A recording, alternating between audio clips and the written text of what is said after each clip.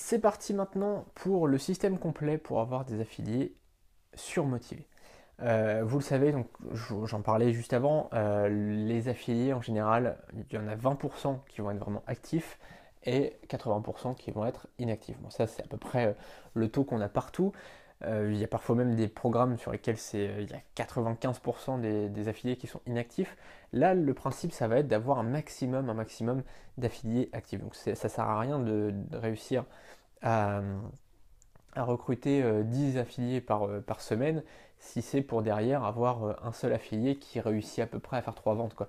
Là, l'intérêt, ça va vraiment être d'avoir une vraie équipe d'affiliés, une vraie team d'affiliés qui va faire des ventes régulièrement.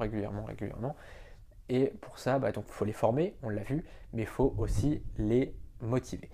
On va voir donc ensemble 7 stratégies pour tout simplement réussir à surmotiver vos affiliés. La première chose que vous allez faire, ça va être déjà d'offrir vos produits ou des échantillons à vos affiliés. Dans certains cas, vous allez pouvoir offrir les produits. Par exemple, si vous vendez des formations, vous allez pouvoir vendre au moins en tout cas une partie de la formation, peut-être pas forcément tout entier, mais au moins offrir un module ou deux modules pour que l'affilié puisse savoir de quoi il va parler. Si vous vendez un logiciel, vous pouvez offrir une version d'essai ou une version pendant 6 mois, vous pouvez offrir le logiciel et ensuite s'il veut s'abonner, il va s'abonner. Si vous vendez des plugins, c'est pareil, vous pouvez soit offrir le plugin, soit offrir une version d'essai pendant un certain temps, etc. Après, si vous vendez des produits physiques, c'est un petit peu plus compliqué. Si vous vendez, je sais pas, des vêtements, ça va être un peu compliqué d'offrir à tous vos affiliés des vêtements, c'est clair. Mais voilà, on peut toujours s'arranger. Vous pouvez faire au moins une remise aux affiliés, etc. Il y a toujours moyen de s'arranger. Ça, c'est vraiment la première chose que vous devez faire parce que vos affiliés ils doivent savoir la qualité qu'a votre produit par rapport aux concurrents. Et non seulement ça va le motiver, mais en plus, il va savoir de quoi il va parler. C'est-à-dire que j'ai un exemple comme ça qui me revient en tête.